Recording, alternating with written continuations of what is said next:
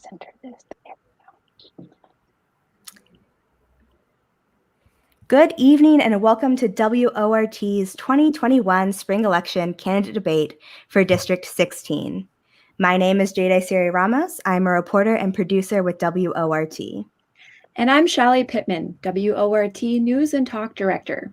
Before we get started tonight, I should let you know that you can see all the candidates up for the election, as well as see these debates once they are posted online at WORTFM.org. That's our website. Just click the tab that says Spring 2021 Election.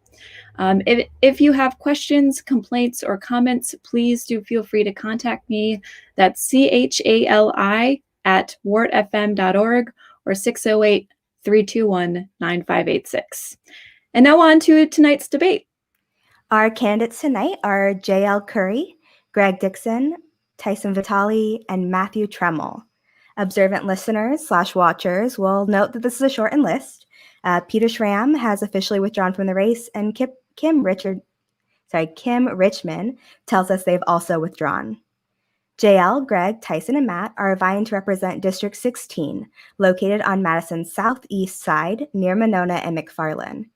This includes Glendale, LVM, Lake Edge, Fem Right Drive, and East Buckeye neighborhoods. The current alder is Michael Tierney, who is not running. And now for our candidates. Jael Currie is the housing director at the Madison YWCA. She is the vice president of the Homeless Services Consortium of Dane County, which works to eliminate homelessness in Dane County. Jael is a Madison native and seeks to disrupt systems of oppression while also centering the voices of marginalized people. Greg Dixon is a sports and news photographer. He lives in the Glendale neighborhood. He's lived in the Glendale neighborhood for 11 years with his wife, Emily. They live about 2 blocks from the Dr. Virginia Henderson Elementary School. Greg went to the University of Wisconsin and is glad to be focusing on key issues in his run for city council.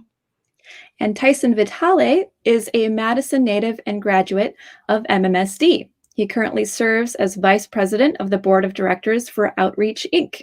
Tyson is a former board co-chair of G-Safe, that's the Gay Straight Alliance for Safe Schools. He also worked on Justice Rebecca Dallett's campaign and organized with Indivisible Madison. And lastly, Matt Tramel and his wife Heather moved to Glendale neighborhood in 2019. Matt is a marketing communications professional and a small business owner. His business is Tiny Mighty Communications.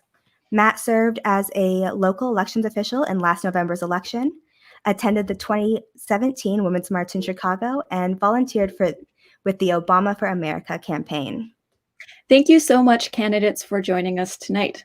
Soon we will begin the debate, but first, the rules. All candidates will be given 3 minutes for opening remarks, and then we'll move on to the questions. Before going live, Jade rolled a die to determine a random order, and that order is Greg, Jael, Tyson, and Matt. We will go in that order for opening remarks and in reverse order for the second. In order to get to as many questions as possible, we will give everyone 3 minutes per question. For the sake of time, we will not be doing rebuttals for every question, but if you would like to respond to someone's answer, please raise your hand after they are done speaking. We will come back to you for 60 seconds before moving on to the next question. You can only do this twice during the debate. At the end, everyone will have 3 minutes for closing remarks. Your microphone will be muted while the other candidates are speaking. And a note on the microphone, if you mute yourself, I can't unmute you. So it seems like I'm not unmuting you. Try unmuting yourself. WORT's news team has collaboratively put together questions touching on what we think are major issues facing the council and this district specifically. We will take viewer questions in the second half of this debate, but please submit your questions on our live stream and we will get to them after we've asked a few of our own.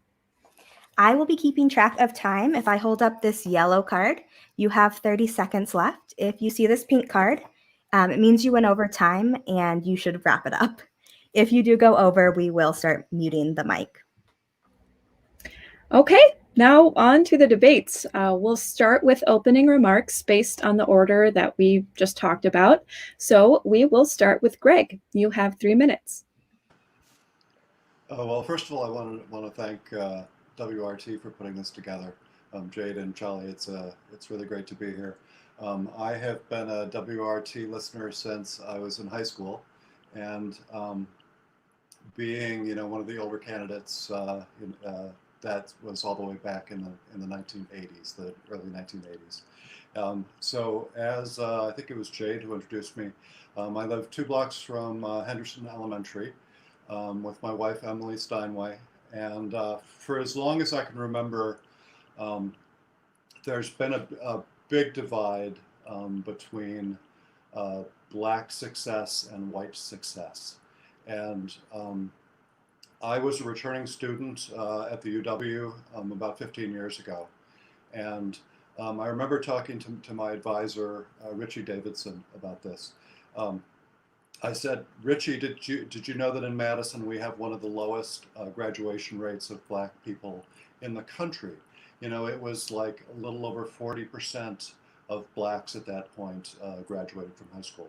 We have one of the largest disparities between black and white graduation rates. We have one of the highest disparities of incarceration rates between blacks and whites. And he looked at me and he said, no, I didn't know that.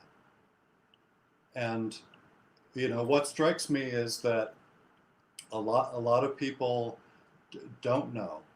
And for as long as I can remember, I've wanted to get involved in this issue. I volunteered at the Boys and Girls Club as an after-school tutor a few years ago, and that was awesome. And I felt like maybe there was something I could do to reach more people.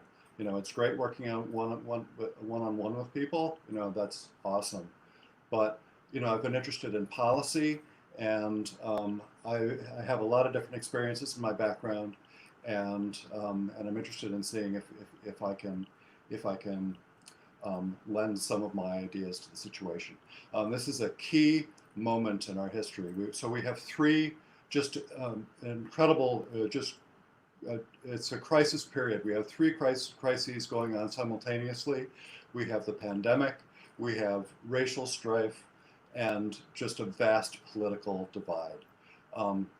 Sometimes times of great strife can bring opportunity. And anyway, I wanted to get involved and see if I can lend a hand. Thanks. Thank you, Greg. Now on to Jael. Forget I don't have to unmute myself. Well, thank you. Good evening, everyone, and thank you, Jade and Shali, for the kind introduction, and to WORT for hosting us tonight. As said earlier, my name is Jael Currie, and I am running to become the next Alder of Madison's 16th District. I am a Black woman, mom, and former teen mom, Madisonian, UW System double graduate, social service professional, first-time candidate, and the only woman running in this contest. I'm running for City Council in order to enhance my service to our community and bring the concerns of ordinary people to Madison City Council. I am a big picture thinker who applies common sense and empathy into my practice and value system. I have exceptional collaborative skills, the ability to gain perspectives of all walks of life, and implement those viewpoints into thoughtful yet intentional decisions.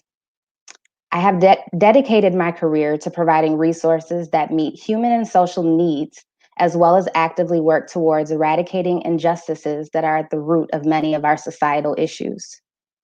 As someone who has served in multiple roles within the field of homeless services the past 5 years, I bring invaluable perspectives, coalitions, and solutions regarding how Madison can reduce and eventually eliminate homelessness. In my current role at YWCA Madison, I oversee a department of 10 housing programs, 11 full-time staff members, and an annual budget that slightly exceeds $3 million. In addition, I currently serve as the chair not vice president, of the Homeless Services Consortium of Dane County, and I do sit on the consortium's board of directors. The consortium has over 500 members, which represent 75 plus local organizations, all committed to ending homelessness in our community. Ultimately, these experiences will also help guide my ability to understand details, approval, and accountability within the city budget, as well as how to balance the multiple roles and responsibilities alders have. Every layer of decision-making entities, especially local government, need to have leaders that residents can identify and find commonality with, and I'm that person. My wide range of personal and professional experiences equip me with the skills necessary to lead District 16 and provide leadership to the city of Madison. I'm responding to what I feel is an ethical call, and I'm confident that my plan to provide authentic, accountable, and solution-focused leadership will take District 16 in a direction that ensures we are moving Madison forward together. I look forward to sharing more details through my responses to questions posed here tonight, and I yield the rest of my time.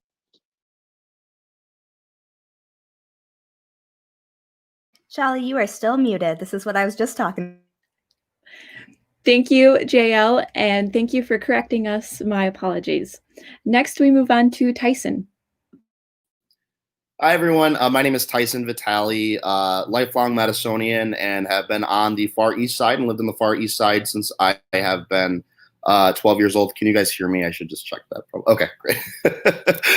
I have lived on the Far East Side since I've been 12 years old. And I'm running because, I bring, I think, what we have been missing in the city, or as a city council member, as someone who has, attended these council meetings, almost every one for the last year. Really knows this city and has grown up and grown up here as a kid in poverty, and was able to get out of poverty, and having been someone who's been in a part of the two Madisons, along with someone who is a part of the LGBTQ plus community, and an advocate for the LGBTQ plus community on as the vice president of the board of directors.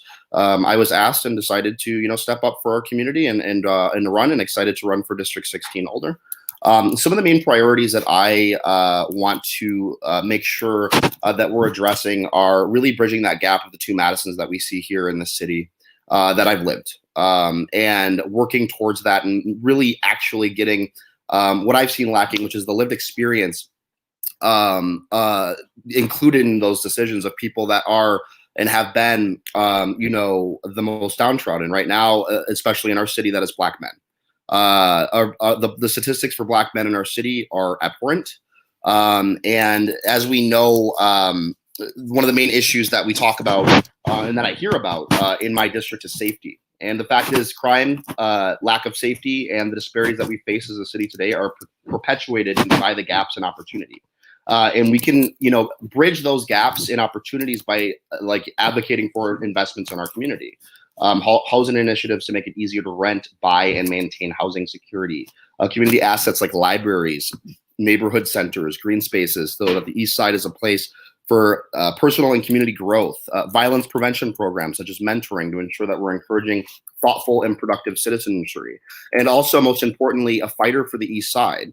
A lot of times the Far East Side is considered not even a part of Madison. It's almost a suburb of Madison. And as folks that know me in the community, and I've been around for years, know I will be a fighter for the Far East Side. We'll make sure that we are getting our adequate resources, that we get the ambulance that we're going to need. So the response times are going to be, God forbid, if anyone of our family, has an emergency, that we have someone that can be there in emergency services and folks that can be there in the time needed. And make sure that our communities are safe. And I will make sure to be a fighter for District 16 for the Far East Side, and make sure that we get our fair share. Thank you, Tyson. And lastly, we have Matt. Well, thank you. And thank you to WORT and Jade and Shally for hosting this forum. Thank you, of course, everybody in the audience for being here tonight, especially on a Friday night. I appreciate this opportunity to speak with you about my ideas. Look, I'm running for alder to help ensure that the 16th is a vibrant, growing, inclusive community on Madison's East Side. And that our issues and needs are a priority on the Common Council. I believe in a pretty simple strategy. It's listen first and solve problems second. And it's, proud to say something that I learned coming firsthand from an incredible family of public school teachers and nurses. It's true. I mean, they've always been my inspiration, and I deeply admire their dedication to public and community service, and they're really at the core of my beliefs. In particular, I'm passionate about affordable and accessible public transportation. I firmly believe that transportation itself and the ability to move around our community safely and efficiently can really be a significant contributor to quality of life. And as we move closer towards bus rapid transit or BRT, we really need to understand the options that are available for bringing that route south to District 16 from the designated East Transfer Point. It's concerning to me that it's not widely discussed at this point, but I want to make sure that East Madison is not left out of those programs, which obviously can provide a lot for our communities, and being able to move efficiently across town and get to and from our jobs and to be across the community is really important. And I also think that we need to make sure that any BRT planning doesn't cut existing bus service areas. So that's also very important. So as Alder, I would ensure that we have a strong voice throughout that planning process, and make sure that BRT would have a positive effect on our neighborhoods. So I thank you again for being here tonight, and I appreciate your time. Thank you so much. And now on to our questions. Jade will read the first. This is a question that many of you actually addressed in your opening statements. So in 2013, a Race to Equity report found extreme racial disparities in Madison. Candidates, what, if any, changes within the past few years has the city of Madison made that you feel address this disparity? And what do you think local leaders should do better to ensure that there's true equal opportunity in this city? Since we started with Greg last time, we are going to go to the bottom of the order and start with Matt this time. Matt, the floor is yours. You have 3 minutes. Yeah, well, there is still much work to be done. We've talked a lot, especially over the summer. You see the situation that we had downtown, the protests over the social injustice that continues to happen not only across our country, but especially here in Madison. We continue to experience that. We have issues with affordable housing, and we have issues with mobility. We have issues with social services that aren't necessarily delivering everything that the community in total needs. And of course, this is being exacerbated now by the COVID pandemic.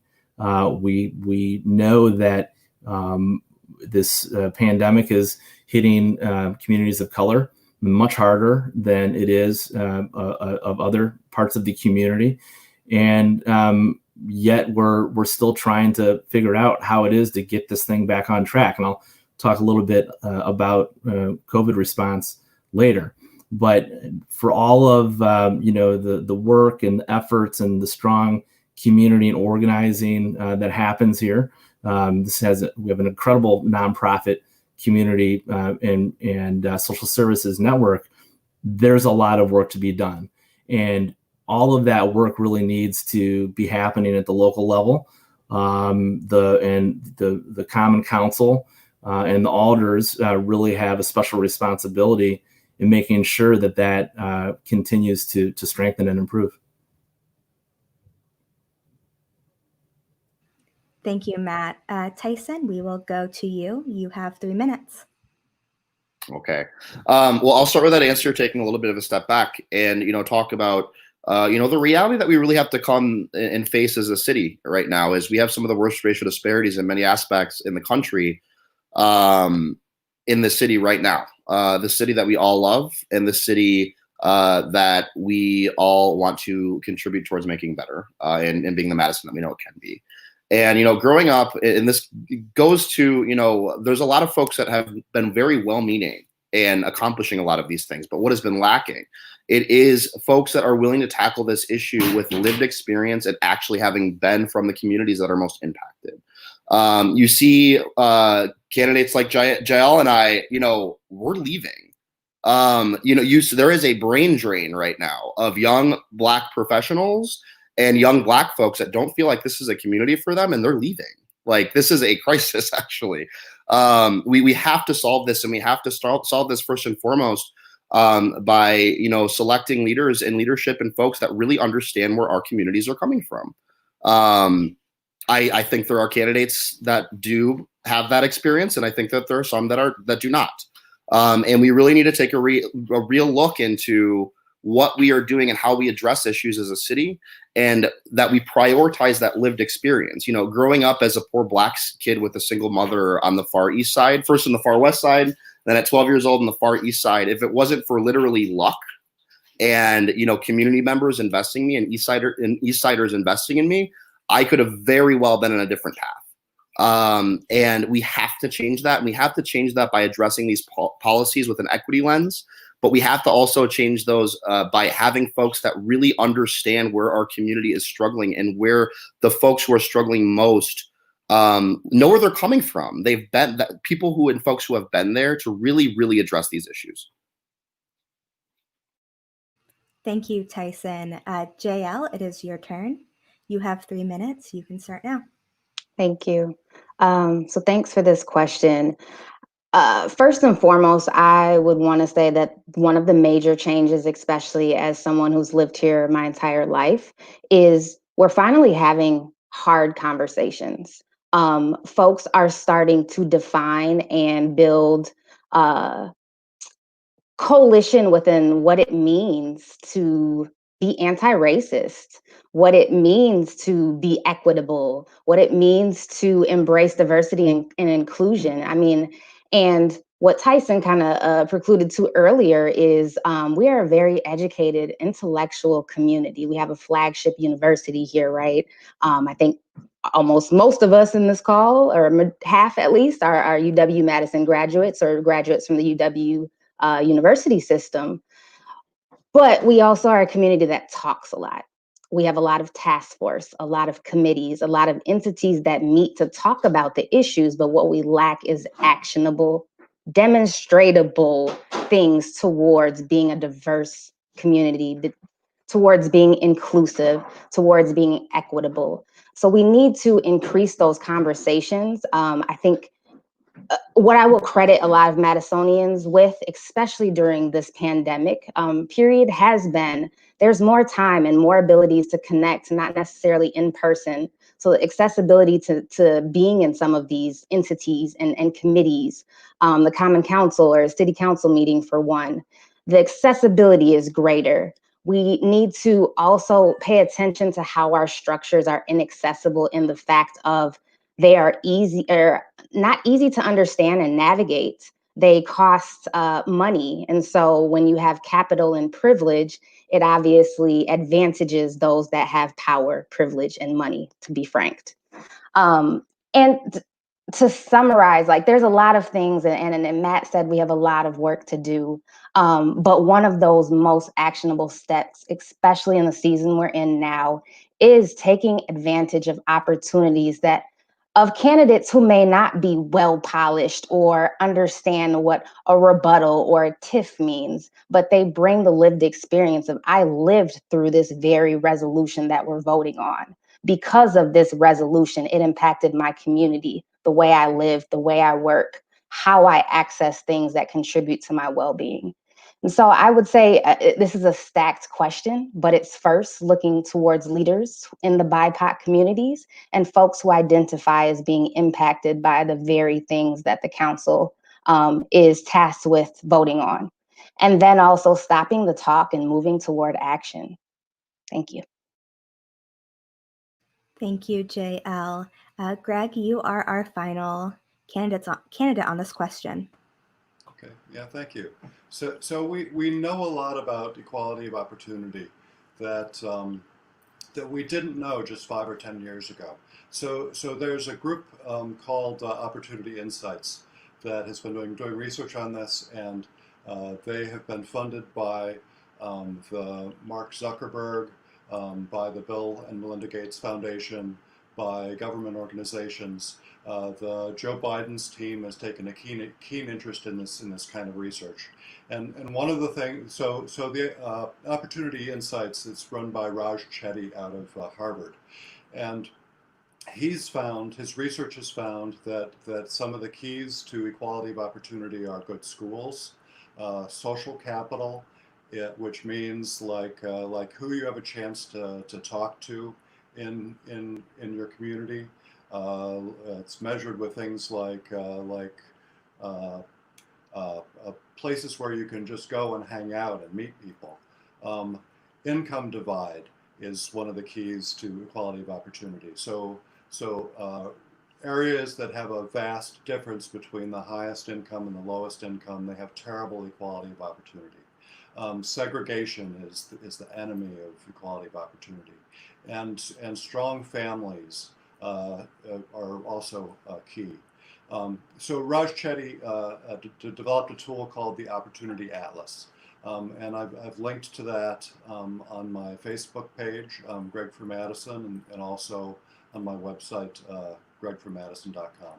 So the Opportunity Atlas shows you neighborhood by neighborhood what the lifetime opportunity of that neighborhood is. So it turns out if you grow up in a neighborhood, for the first 22 years of your life, your opportunity throughout your life is dependent on those first 22 years. And so a very specific example, the McFarland area. There are a couple of neighborhoods in Madison that are right next to McFarland. They have excellent lifetime opportunity. So if you grow up there, it's like your battery is being charged. And if you're low income in the McFarland area, you have on average you'll make $45,000 when you're an adult. Just north of the Beltline, in the Glendale neighborhood, you have below average opportunity, just over in the lower 20s. So we can take what we know from neighborhoods and try to apply those to other neighborhoods. That's something we should be doing as a city. Thank you. Thank you, Greg, and thank you all for your response to that question. We will move to Shali for our next question. I just want to make sure, since my attention was slightly divided, that there are no rebuttals to anything that anyone said. No. Okay, fantastic. Thanks for indulging me. Our next question will focus on housing, and it is in part a listener question submitted in advance. Candidates, if you are elected to represent this district, what will you do during your term, to ensure housing security for your constituents, whether by preventing evictions, eliminating homelessness, and/or securing affordable housing? Let's start with Greg now, who has 3 minutes. Begin. Thanks. So I was just talking about the McFarland area. So a lot of people probably don't know that Madison extends down, half a mile south of the Beltline down there. It seems like it's McFarland, but there are several neighborhoods down there that are Madison, and I visited one a couple weeks ago. It's called Twin Oaks. So the neat thing about Twin Oaks is that it's a Habitat for Humanity neighborhood. So the Habitat for Humanity collaborated with the city of Madison, built this neighborhood. It's not high income, it's fairly low income, and it was an opportunity for folks who are lower income to own their own house. And I think that that's a really exciting model that we should follow. So own your own house, own your own condominium. I don't know how many people. So the housing crisis of 2008. There were a lot of lower income people invested in houses, and then there was unemployment. The housing market collapsed. A lot of people lost their houses. A lot of people who were invested in the American dream lost their houses. They lost a huge amount of income. I mean, they lost a huge amount of their net worth, and that made the divide between upper income and lower income that much worse.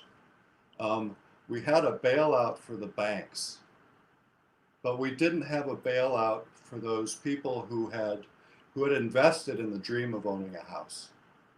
I think we should look toward that again. We should try to get lower income people invested in their own houses. That's so much different than what we're doing right now. You know, right now we have housing vouchers so low income people can live in sometimes not great living situations. I really think we need to find a different model, and owning your own house, owning your own condominium, that's the direction I think we should go. Thanks. Okay, thank you, Greg. Jael, you have 3 minutes for your answer. Okay, if you guys could just like flag, I am experiencing a little bit of lag, so if I lag out, please let me know. But thank you. As someone passionate to eliminating homelessness in our community, I absolutely appreciate this question.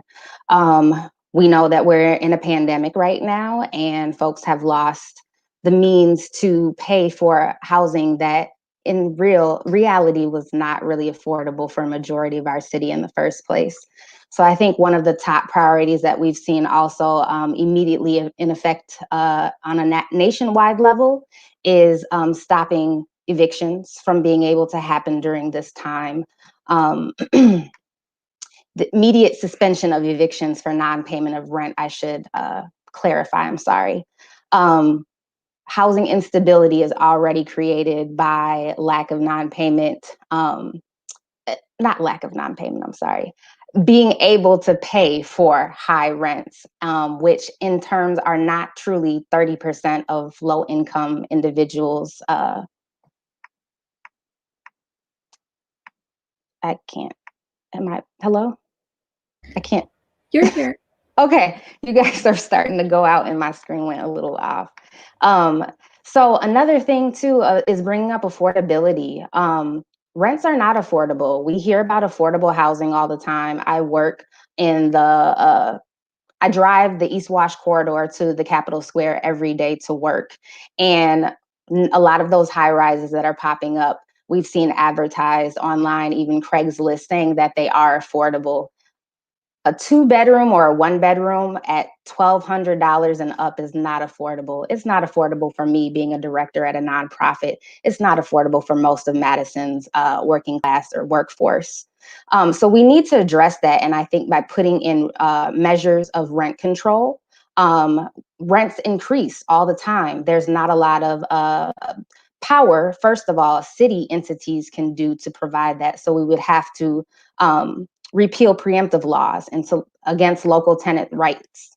We know that there's a landlord-tenant law, and within the last 6 years, it's drastically changed to favor landlords and property owners who usually have that privilege, power, and capital, and don't understand a lot of the effects or don't care about the effects. It's a business to them.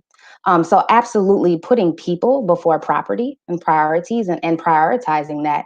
And before the COVID pandemic, we've seen homelessness increase in our community. Within my 5 years working in the field, it's increased. It's now even exacerbated by a pandemic. So it is absolutely time to address these things by continuing the immediate suspension of evictions for non-payment of rent, putting in rent controls, and increasing stock of not only affordable housing, but also market rate. Thank you. Thank you, Jael, and we can hear you just fine. So thank you. All right, Tyson, you have 3 minutes to respond. Okay. So this is a really, this is a problem that we've been dealing with for years, and it's a really hard problem, right? And the first thing that we need to recognize that when we're talking about this is start talking about it with a people first, process, which means these are our friends, these are our neighbors. I don't know about you, but I want our police officers, our nurses, our first responders or firefighters, to be able to live in the city and not be forced to not live in the city they work in because they can't afford it. I don't know about you. That's what I want for this city. Unfortunately, there are some, we're going to have to figure out this issue. Suspension of evictions right now during a pandemic and during a crisis, it's the right thing to do. We have to do it. I'm glad that there's grant money going through for that. There are state statutes that we have to repeal as a state that have constraints on municipal governments for even addressing this issue. The Walker administration, it's funny. The Republicans in the state level, they say they're all for local control, yet they've constricted every single, almost everything they could possibly think of for local governments to actually address things effectively. So we have to fix that. But in the interim, we really need to do everything that we can. And, making sure that we have housing stability for our residents and that our neighbors, that our friends, that our colleagues are able to, safely stay in their homes and, making and ensuring that we're promoting housing initiatives to make it easier to rent, buy, and maintain housing security. And also talking about this and going into this a little bit more regarding affordable housing. We on the far east side usually are burdened with a lot of the problems of the city, but not given the amenities to actually meet what we're trying to accomplish. And let me give you an example. We will be building affordable housing units, I'm sure, in our district and in other areas, largely because the Isthmus folks, will say, oh, don't build it here, build it there. And you know what? We're happy to have them, but what we need to demand and what we need to have is a fighter for District 16, and we need to stop setting people up for failure. We can't build affordable housing across the interstate and in District 3 or District 16 with no bus, basically barely any bus access, barely any walkable areas, and set people up for failure. We need to include the community amenities and wraparound services when we're building this housing, excuse me, tongue twister there. And really actually address the root cause of the issues that are plaguing our society in our city. As you're all there for District 16, I will ensure to be a fighter for the East Side and to make sure that we're getting our fair share so that we don't unfairly meet the burden of, our housing crisis while not getting the support and community amenities that we deserve as the East Side. Thank you, Tyson. And Matt, you have 3 minutes to respond. Yeah, well, affordable housing is an important path to stability for every single citizen. And I was personally relieved to see President Biden immediately, place a moratorium on evictions, which I believe should continue through the entirety of 2021. But increasing affordable housing continues to be a challenge in Madison, and it's one that we really need to continue to work on. We need to leverage every available resource. Specifically, I think that we need more aggressive resources beyond just the current City of Madison programs. Certainly, we can dig deeper to leverage additional federal resources through the Department of Housing and Urban Development, or HUD, and state resources through Wisconsin Housing and Economic Development Authority, or WHEDA. I think that the council could certainly engage affordable housing experts within the existing Madison nonprofit community much more effectively and work closer with the city to streamline any of the city approval processes that tend to hold things up at times. One way to achieve that, in my opinion, is if the city had a devoted staff member, at least one, like an ombudsman type of person who could advocate more openly and effectively with affordable housing stakeholders in the community, and in particularly, the local and community nonprofit and other housing providers. That again, that kind of ombudsman approach can be a professional advocate to help the nonprofits really more effectively navigate, burdensome city governance often at times, and to get funding and approval for more projects that affect more people. And I think, just as an example, a good idea of what's achievable within our community, what we'll continue to work toward, is the partnership in the LVM neighborhood with Moving Out. And it's a partnership that continues to grow.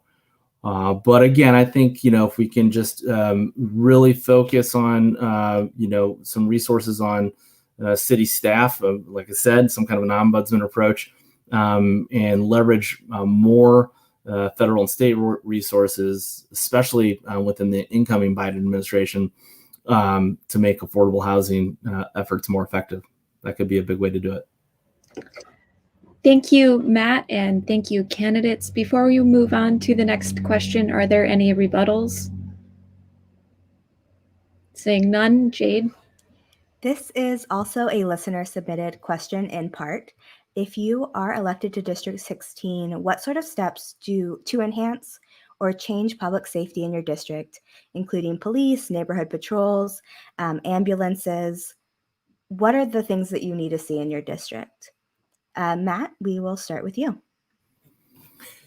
Yeah, well, it's been brought up a couple times, but I think within the community itself, we really need to be focusing on strengthening community relations on the police department, and really reimagining how they're working together within the community to kind of build trust. And I think, to the extent that there's, again, tends to be lack of resources on the east side, we need to make sure that our first responders are as effective as they can be. But at the same time that, they're working with the best resources, whether they be ambulances or, any other types of training that really are better in terms of strengthening the community. And frankly, we really need stakeholders to come together and offer the types of concrete policies that can happen quickly, that provide transparency and promote, the best in community trust. So again, it really is getting all of the stakeholders together, focusing in on these issues, understanding the resources that are and aren't available to us, and putting plans in place to get it done as quickly as possible. Thank you, Matt. Tyson, we will move to you. Can you hear me? Yes. Okay. Alrighty. And so how do we get to a safer and more inclusive Madison? There's a lot of steps that we need to do. First off, when it comes to ambulance responses, we need a new ambulance as a district, period, full stop, moving on. And if that is going to be in that budget next year, I am going to fight tooth and nail to make sure it is. We need that ambulance, and we need proper response times in our city, in one of the largest districts, period, full stop. When it comes to safety, and like I said before, the fact is crime and lack of safety and the disparities we face as a city today go hand in hand. As a kid, that initially didn't have a sense of belonging in our community or feel like I could contribute to that community. I was, as an quote unquote at-risk kid, I know very well what it feels like to be, in that just feeling like you don't have a sense of belonging or you don't have any hope. And that goes hand in hand with safety and making sure that we are really addressing and investing in our community, and, valuing all of our community members. And we will reap the rewards of that. And that will benefit all of us as residents when we do that, and will lead us to a more safer community.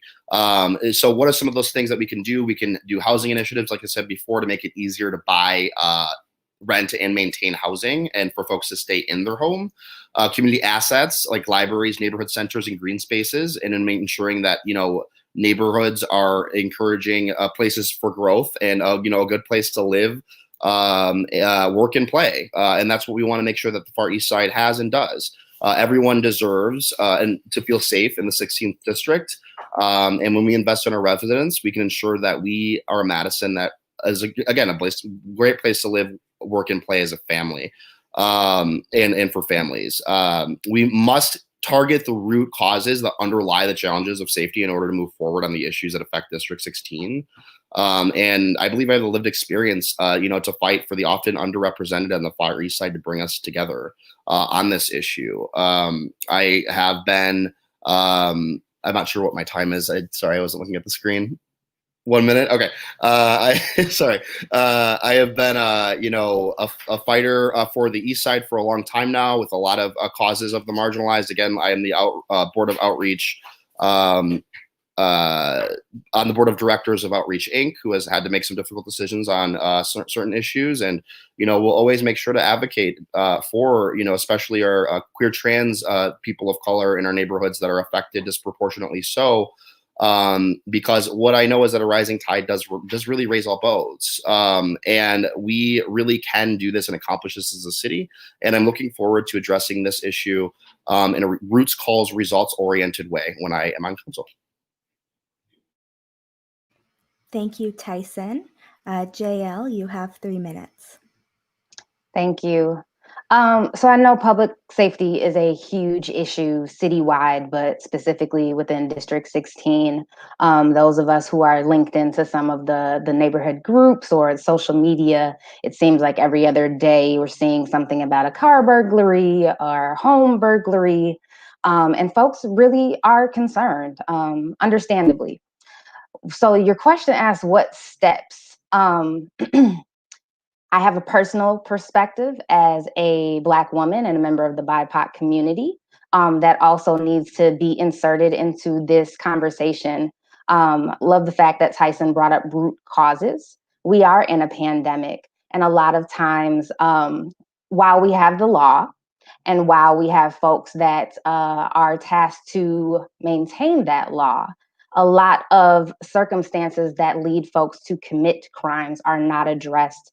They're not part of that. It's not what you read in the newspaper. You see a picture, you make an association, and we as a community move in our biases. We all do. That is a huge one. And when it comes to racial disparities, kind of linking it to that first question that we had, this is where we see a lot of disparities in the criminal justice system. Those who are arrested spend time in prison and jail. So another thing too, what I have been seeing as a trend, especially over the last, I'd say 9-10 months or a year since we've been in COVID, is the ages of the folks who are in the newspapers. You don't even see their names because they're under 17. And as a parent of a 16-year-old and a tween of 12-year-old, I have children who are giving me constant feedback. They are empowered and much smarter than I was at their age. And kids, as a parent, kids need to be kids as well. But also we need to recognize their talent and perspective, and that they're growing up in a time where their activism and leadership needs to start at much, much earlier ages.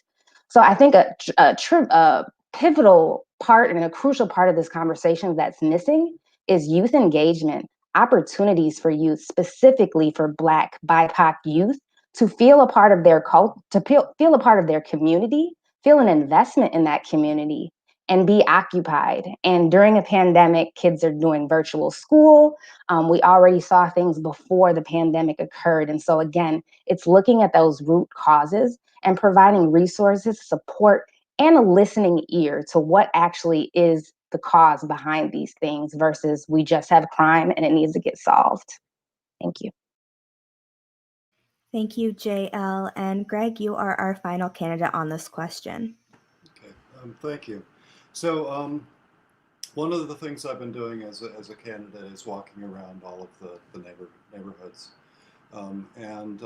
It's what strikes me is just how many stories I've heard of people who have been the victims of crime. Last week I was talking to a woman in the Albion neighborhood near Droster Park, and I asked her, how do you like your neighborhood? And she said what people normally say, "Oh, I love my neighborhood." And I said, "Well, is there anything that you'd like to see changed in your neighborhood?" And she said, "Well, my daughter-in-law won't let my grandchildren visit me anymore because my daughter-in-law, she was staying here and her car got stolen out of my garage while she was staying here. So the shocking thing is that I heard a bunch of stories like that. It wasn't just one. We're in this period of crises, and a lot of people are out of work. Anytime poverty goes up, crime tends to go up at the same time. There's been a lot of talk about reducing funding for the police department. In all the people I've talked to, over 100 people in neighborhoods. No one has suggested that I've talked to that that's a good idea. So number one, I think we should keep the funding for the police department. District 16, the district we're in, is getting larger. There's a huge geographic area from the East District Police Department to cover. We're annexing new territory. Blooming Grove is becoming part of Madison, and so Madison continues to grow while we're talking about reducing the resources of the police department. I don't think that makes any sense at all. But that being said, the police can't solve the problem of neighborhood safety. For that, we really need equality of opportunity. So research has shown that when opportunity goes up, crime goes down. And so I get back to equality of opportunity, taking things we know that work, because we have examples of neighborhoods with good opportunity, and trying to provide those things in the neighboring, in the neighborhoods next door, I think is the long-term solution for neighborhood safety. Thanks. Thank you, Greg. Before we move on, is there any rebuttals? Great. This will be our final question tonight before we go to opening remarks. I know that hour really snuck up on us. In the last 2 years, the City Council has created a civilian oversight board, the independent police monitor position. Alders have limited what and how much the Madison Police Department can receive from the federal military surplus program, and there is currently a proposal to ban or restrict the use of tear gas. What do you think of these recent steps made by the council, and what, if any, additional police reforms do you see given the unprecedented protests against police violence and several nights of civil unrest downtown this summer? Greg, we will start with you for our final question. Yeah, thank you. So when I've attended city council meetings, there's been a lot of talk about tear gas and whether it should be banned. And of course it should be banned. So my understanding from attending those meetings is that you can't use tear gas in wartime situations. It's illegal by international law now, but it can be used for crowd control. What? So there was a great interview with Police Chief David Cooper in the Capital Times a couple weeks ago, and I linked that on my Facebook page, Greg for Madison. It's just a great interview. So I remember when David Cooper was police chief, because I'm an old man, and he was police chief. I remember him from the 80s, but he was police chief back in the 70s as well. And you know, during the early 70s, that was also a time of just terrible strife with the Vietnam War ending, protests, conflicts between police and demonstrators. And so David Cooper talks in this in his interview about how you shouldn't confront protesters as if it's a war. You know, the police come out in riot gear. They look like they're going to war. So David Cooper suggested that what you really want to do is have a front line of people just in civilian clothes to talk to people, and if you need them, maybe there are people in riot gear that are somewhere else in case the problem boils over. So we just need a very different way of approaching these problems. And if it were me, I would say that police should have body cameras. We've been talking about that and studying it and spending money on it for, it seems like, a decade. And I think we should do it. And the review board should be part of that rather than the way we're doing it right now. I think the alders should set it up, but then after that they should have a limited role, and it should be the mayor and the new police chief who really had those things up. So I see Tyson is shaking his head, so he can respond, I'm sure. Thanks. All right, Jael, you are next, and you will have 3 minutes. Thank you.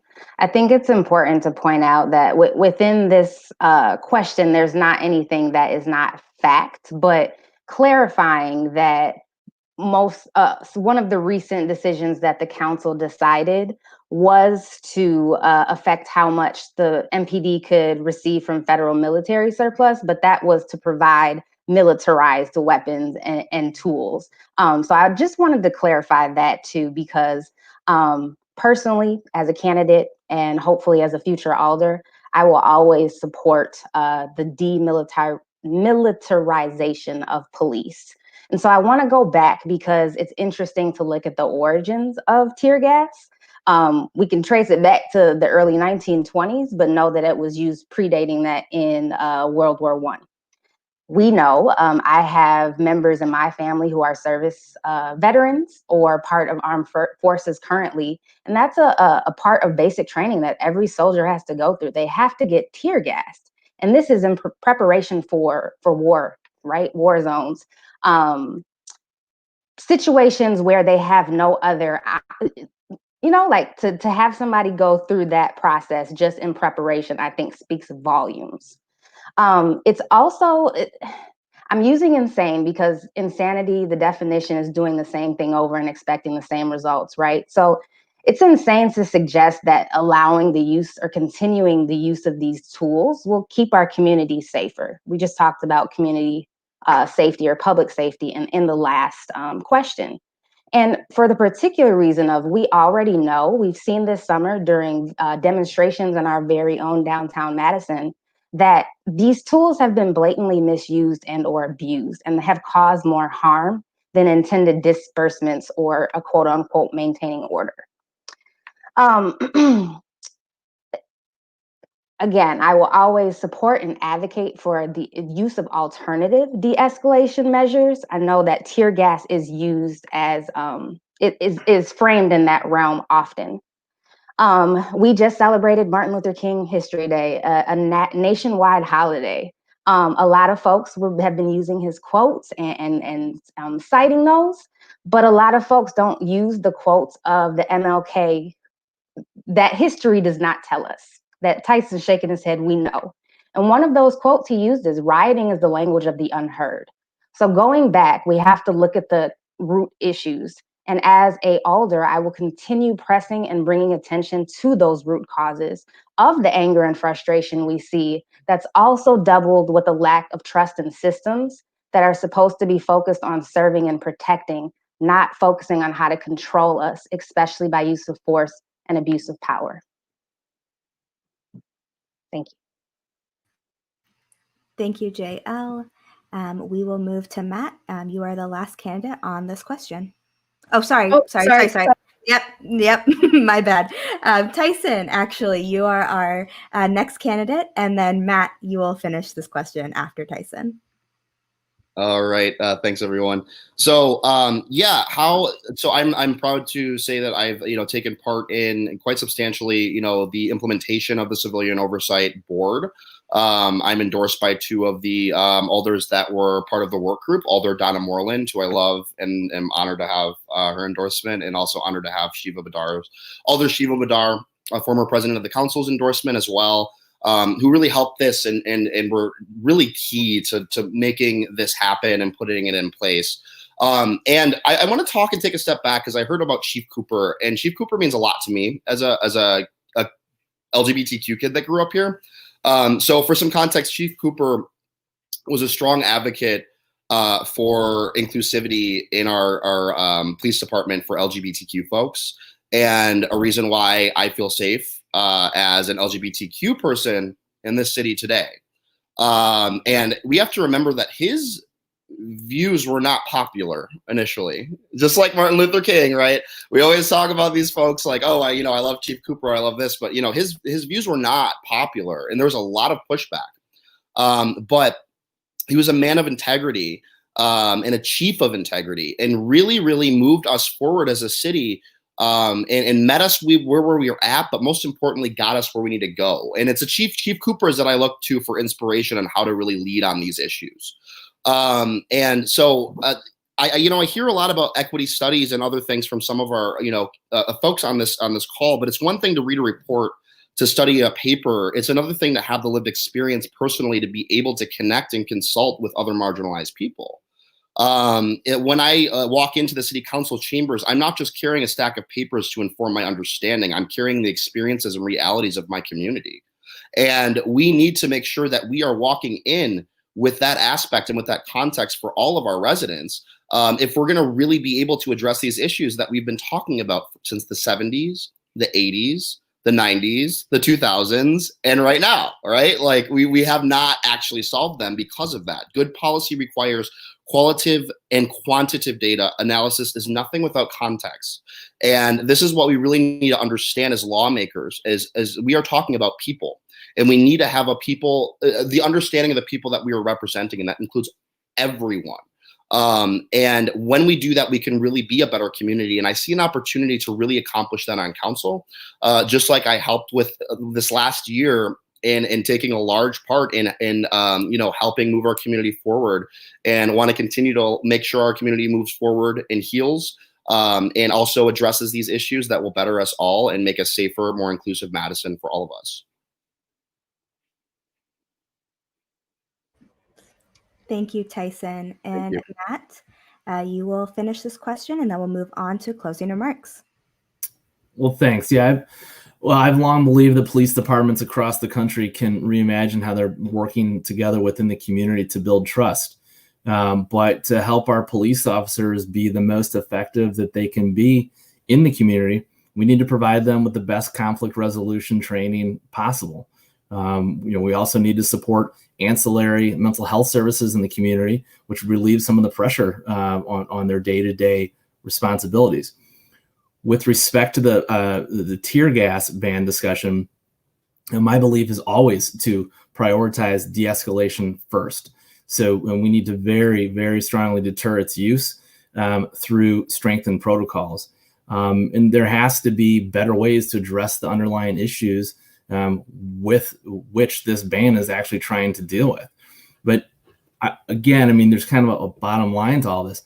All stakeholders need to come together to offer concrete policy changes that can happen quickly and that provide transparency and promote community trust.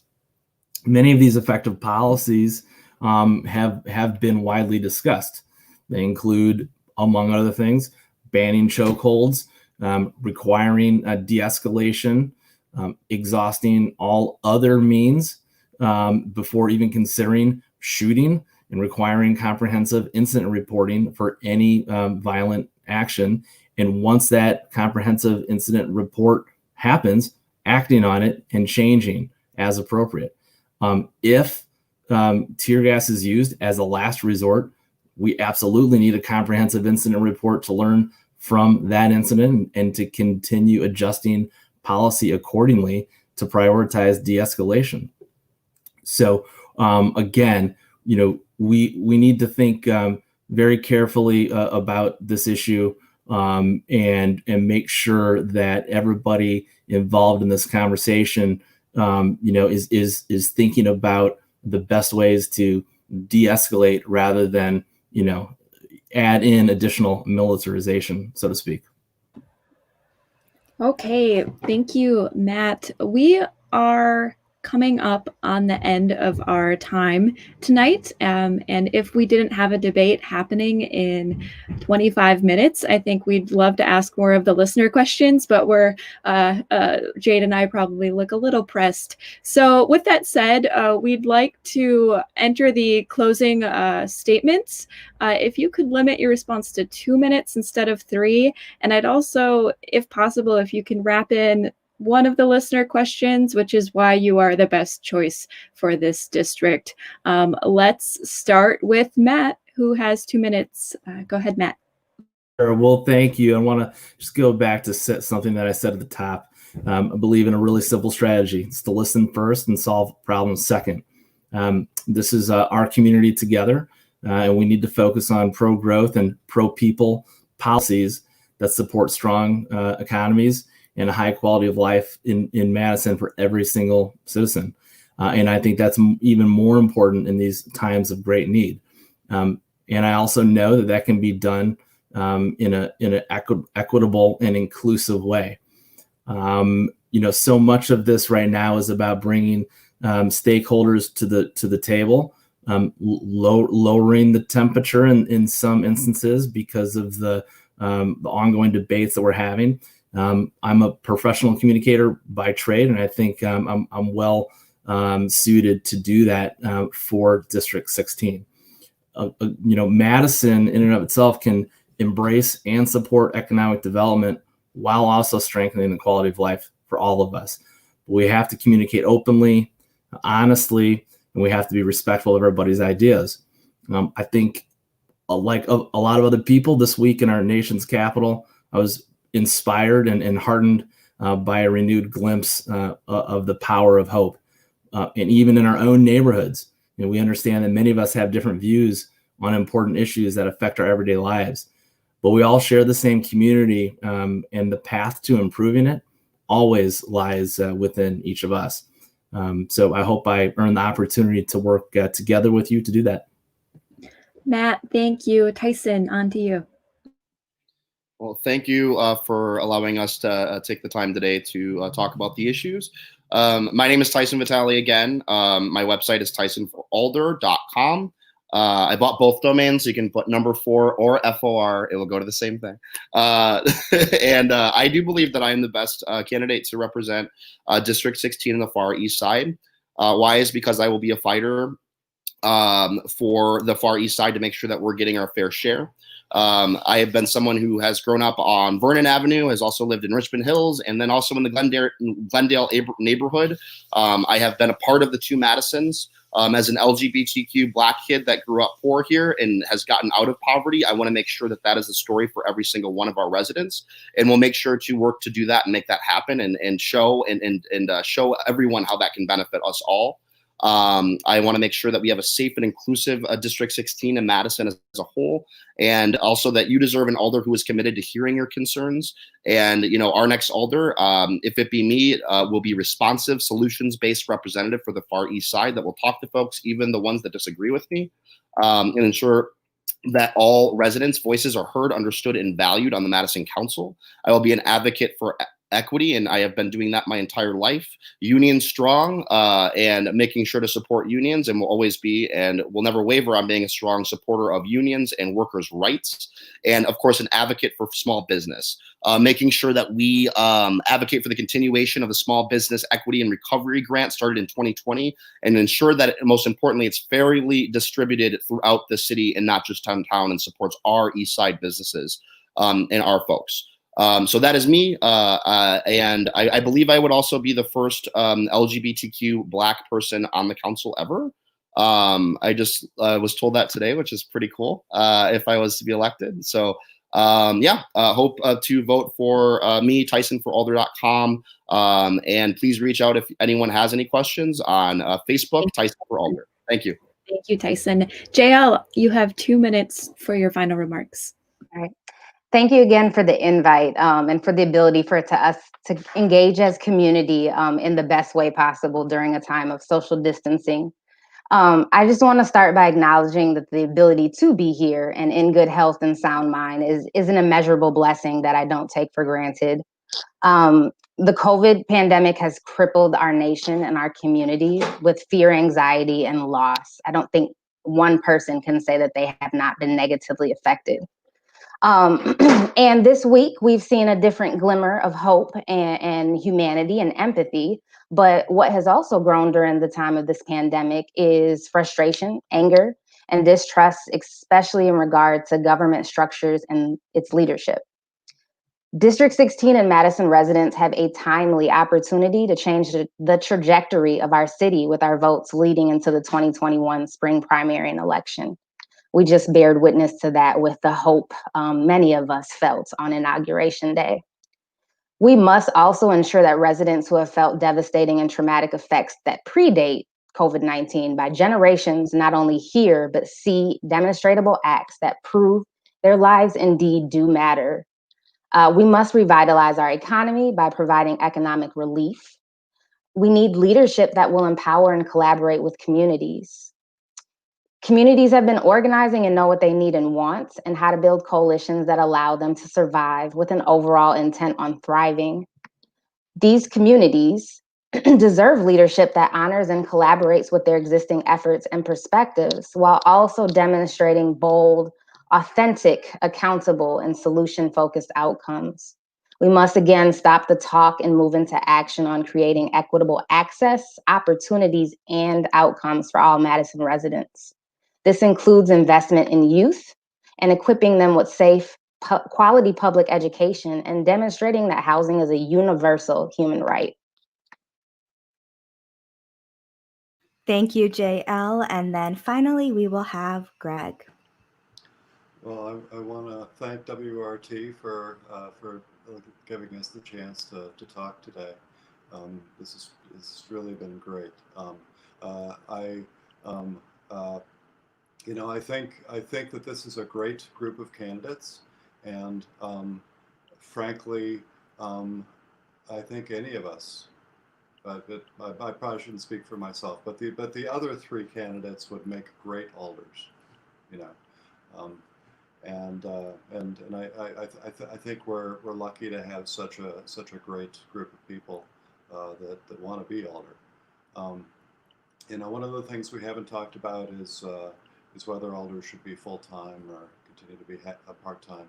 One argument for part-time is that you really have to be committed to run for alder right now. It doesn't pay very well.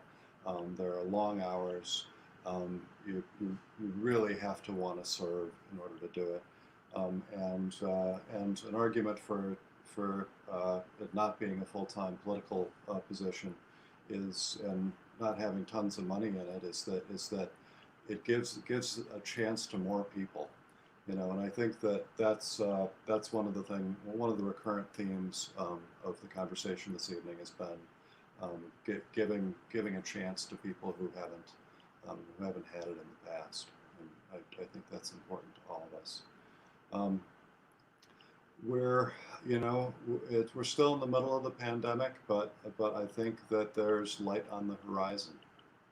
It won't last forever, and Madison is an exciting place to live, and I think we have exciting times ahead, and we're gonna meet some of these challenges. And anyway, thanks everyone. Thank you, Greg, and thank you all for joining us today. It was a really great and wonderful conversation. I'm glad you were all able to join us. It's Friday night, and those of you who are watching at home, I really appreciate you giving us a little bit of your Friday night. As a reminder, these 4 candidates will be heading to the primaries on February 16th, and then the general spring election is April 6th. And as we said, we will have another candidate debate coming up in 15 minutes at 7 o'clock tonight. Join us for District 2.